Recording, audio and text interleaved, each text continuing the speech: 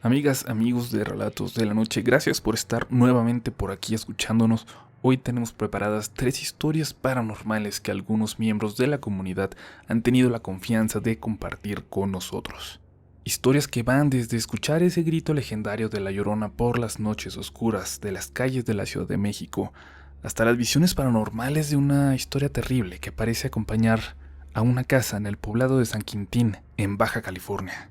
Y quizás a más fantasmas que podemos observar desde nuestra ventana. Como siempre, los invitamos a preparar un café, apagar las luces y adentrarse en las historias del día de hoy. Bienvenidos a Relatos de la Noche.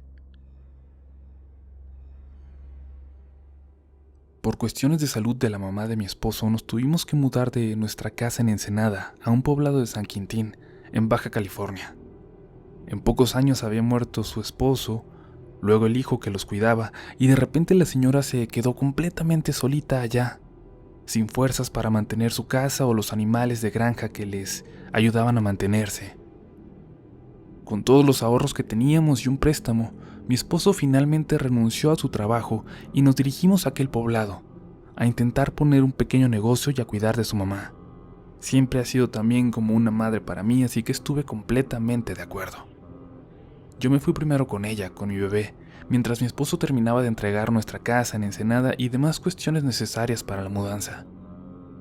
La señora me recibió muy bien, muy agradecida, y yo estaba contenta por ayudarla, pero esa sensación de felicidad estaba por apagarse rápidamente. Había acabado mi segundo día ahí. Había atendido a los animales y estaba muy cansada. Me estaba preparando mentalmente para volver a hacerlo de nuevo al día siguiente. Estaba pensando que me tomaría unos días acostumbrarme, pero pasadas de las 10 de la noche, el grito de una mujer pidiendo ayuda me despertó. Venía de la casa de enfrente, que según yo estaba deshabitada, o eso parecía por el descuido de su patio. Me asomé por la ventana y esperé, para ver si no me estaba jugando una mala pasada mi imaginación, pero escuché el grito de nuevo, y la voz de un hombre gritarle que se callara. No quise despertar a mi suegra, así que llamé a la policía. Les dije que parecían estar golpeando a una mujer en la casa de enfrente. Los gritos siguieron por un rato y la patrulla jamás llegó. Yo tardé mucho en dormir, preocupada por la pobre mujer, pero sentí que no podía hacer nada más. Recuerdo muy bien que me dormí llorando, imaginando el infierno que vivía la pobre vecina. No quise comentarlo con mi suegra durante el desayuno, aunque estuve a punto. Lo que menos quería era preocuparla. Lo que sí hice fue ver con más curiosidad la casa de los vecinos. Parecía estar en completo abandono. Algo muy malo pasa con ellos, pensé. Esa noche volví a escuchar a la mujer pidiendo ayuda. Eran justo las 10:08. El hombre nuevamente le gritó que se callara, y yo volví a marcar a la policía y les exigí que se presentaran o me quejaría con quien tuviera que hacerlo. Llegaron en unos 10 minutos, y yo ya estaba esperando afuera de la casa porque mi bebé ya estaba dormido. Uno de los oficiales se bajó, pasó la luz de su lámpara unas cuantas veces por la casa y volvió a abordar su patrulla. Cuando me di cuenta de que se iban, salí corriendo detrás de ellos a exigirles que al menos tocaran y se aseguraran de que la mujer estaba bien. ¿Usted llamó?, me preguntó uno de ellos con una mirada despreocupada. Le respondí con la cabeza que sí, y los dos bajaron. «Venga con nosotros», dijo. Nos acercamos a la entrada de la casa de los vecinos. El oficial forzó un poco la puerta de reja y se abrió. «Vamos a entrar a la casa solo para que usted se cerciore de lo que está pasando aquí». Yo no entendía lo que me acababa de decir, pero asentí. Entraron hasta el porche y me pidieron que me acercara. La puerta de la casa estaba cerrada, las ventanas llenas de polvo.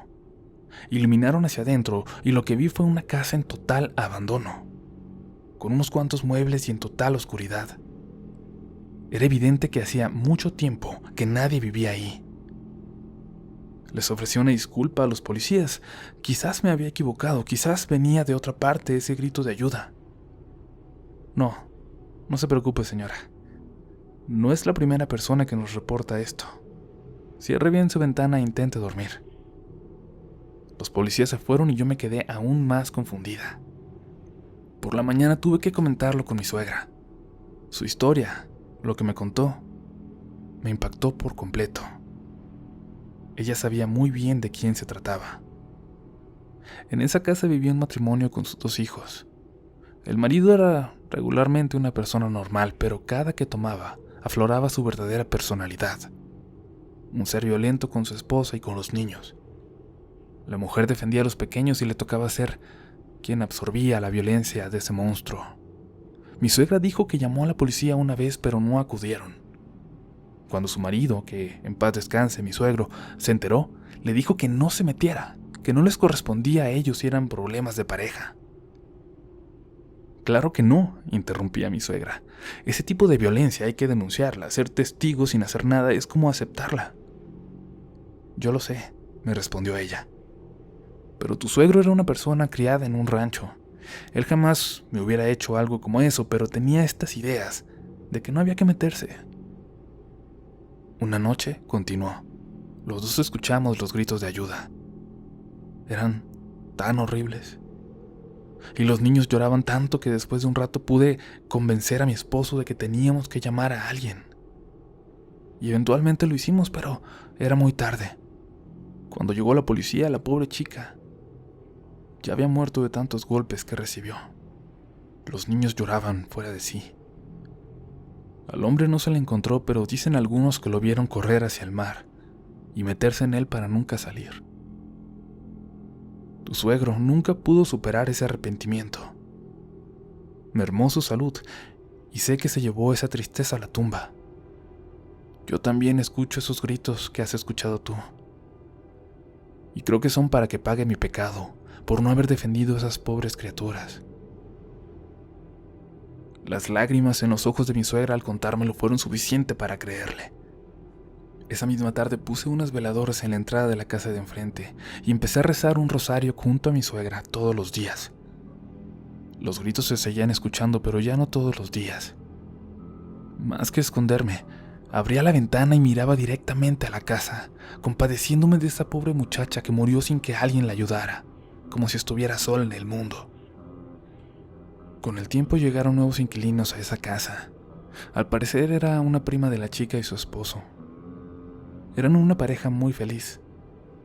Supimos de hecho que ellos cuidaron a los niños de los vecinos un tiempo cuando pasó aquella terrible noche, aquella terrible tragedia.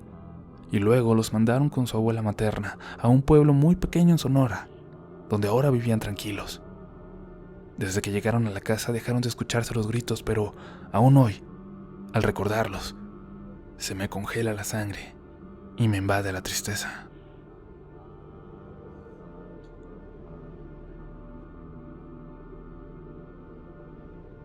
Vivo junto a mi hermano y mi madre en la colonia Guerrero de la Ciudad de México, a unos pasos de Tlatelolco.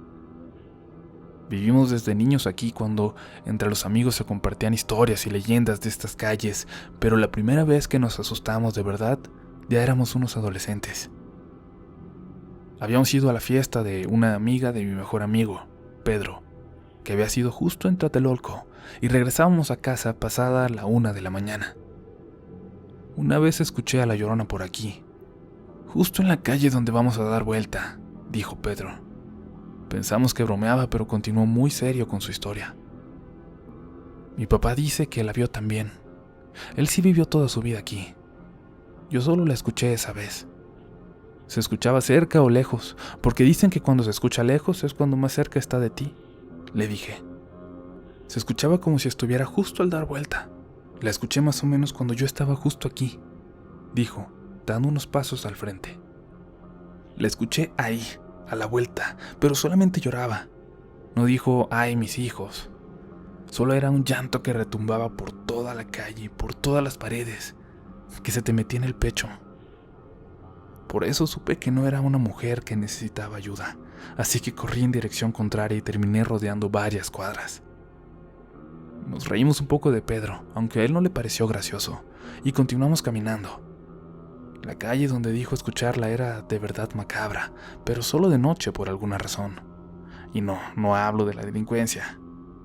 En esa calle se respira un aire diferente, frío, al pasar por ahí. Justo al día siguiente, como si supieran lo que nos habían platicado la noche anterior, doña Isabel, la señora de la tienda, nos vendió unas piezas de pan y un galón de leche para la cena, aunque estaba a punto de cerrar. «Váyanse corriendo a casa», nos dijo, «que en estos días he escuchado a la Llorona». De nuevo nos reímos, pero esta vez un poco más nerviosos. Mi hermano y yo nos volteamos a ver algo incrédulos por la coincidencia. «¿Usted ya la ha escuchado, doña Isabel?» «La he visto», nos dijo, muy seria. «No de blanco, como dicen, no es pálida. Es una visión horrible. Una mujer de negro, pelo largo que se confunde con su vestido y con la cara espantosa, como si le hubieran arrancado la piel. La vi pasar flotando como a medio metro del piso y desapareció. Luego vi la figura aparecer a lo lejos de nuevo. Vayan con cuidado a casa, que ya es tarde para estar afuera en noches como esta».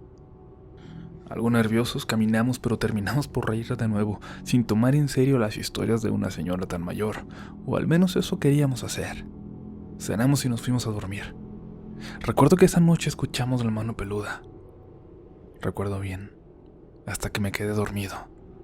Lo siguiente que recuerdo es a mi hermano despertándome. Me sacudió violentamente y cuando abrí los ojos noté su cara de susto. «¿Qué pasa?», le pregunté. «Escucha». Y entonces, lo recuerdo perfecto, un llanto de algo que no era una mujer, que se escuchaba en la calle, cada vez más fuerte, como si fuera acercándose. Un llanto que se sentía hasta en la casa, en el piso, en la cama donde yo estaba acostado. Me levanté y fuimos hacia la ventana. Se alcanza a ver apenas un pedazo de la calle desde nuestra ventana, y el llanto se acercaba, y se acercaba.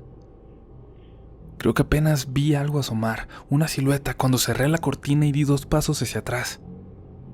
El llanto se escuchó tan fuerte y no se movió. Como si eso que lo estaba haciendo estuviera parado justo frente a la casa. Le pedí a mi hermano que se acostara y a pesar de que ya no era ningún niño, lo vi taparse la cabeza con la cobija. Yo me acosté solo mirando a la ventana y siento que no pude ni parpadear, hasta que el llanto comenzó a alejarse de nuevo. Minutos más tarde escuchamos la puerta del cuarto abrirse. Era mi mamá, como revisando que estuviéramos bien. No volvimos a comentar nada al respecto, ni cuando más personas de la zona nos hablan de que ellos también la han visto. Esta es la primera vez que lo hago. Ni siquiera se lo hemos contado a mi mamá.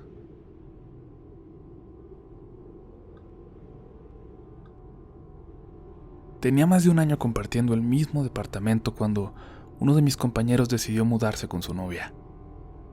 Lo primero que hice cuando nos dijo fue apartar su habitación, la única con vista a la calle. Mi otro roomie aceptó, y al mudar mis cosas a ese cuarto me sentía mucho más a gusto y con más ganas de trabajar con tanta luz. Y es que si trabajas desde casa como yo, es difícil hacerlo en una habitación cuya única ventana solo tiene vista al estacionamiento. Este edificio en donde vivo, en una calle de la colonia Cuauhtémoc de la Ciudad de México, totalmente gentrificada, tenía la peculiaridad de estar frente a una de las últimas casas de por ahí. Casi toda la calle se había llenado de edificios de departamentos de mayor o menor tamaño, lujosos o simplemente habitables, pero esa casa frente a mi departamento permanecía con la misma apariencia que quizás había tenido desde que se construyó. La pareja de ancianos que vivía ahí me intrigaba. El señor tenía la costumbre de asomarse por la ventana a ver la vida pasar, siempre en una camiseta de tirantes, siempre con la misma expresión. A la señora la veía menos, casi siempre al fondo, detrás de él, como si no le gustara tanto estar viendo a la gente que pasaba por la calle. Como mi escritorio estaba justo al lado de la ventana, los viejitos eran lo primero que veía al apartar la vista de mi computadora. En alguna ocasión el señor notó que lo observaba. Me devolvió la mirada, sin bajarla ni por un momento, hasta que yo me incomodé y tuve que voltear a otra parte. Creo que fue esa misma tarde cuando la señora también me veía fijamente, pero sentada desde la cama, al lado de la ventana, apenas iluminada por la luz de la tarde. Me sentí muy triste un día que, al llegar a casa, vi una ambulancia estacionada frente a la casa de los viejos. Esperaba que estuvieran bien.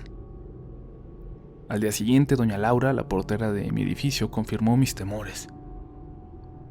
«Se murió don Armando», me dijo antes de que yo pudiera preguntarle. «Se lo llevó Dios para que ella descansara». Uy, qué mal, le contesté. Lo veía siempre en su ventana. ¿Y su señora cómo está? ¿Cuál señora?, me contestó genuinamente confundida. La señora, la esposa del señor. O bueno, la señora que vivía con él, que se paraba detrás de él cuando se asomaba por la ventana. No, joven. Don Armando siempre vivió solo en esa casa.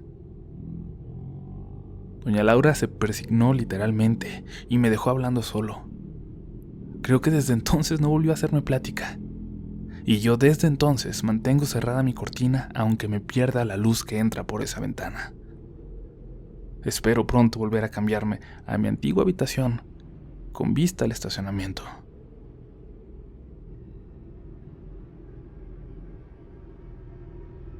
Comunidad de Relatos de la Noche, esperamos que les haya gustado este video, estas 3 historias, y que nos sigan en nuestra página de Facebook, en Twitter, en Instagram. Ya saben que siempre están los links en la descripción de este video. Nos escuchamos más pronto de lo que creen en otra edición de Relatos de la Noche.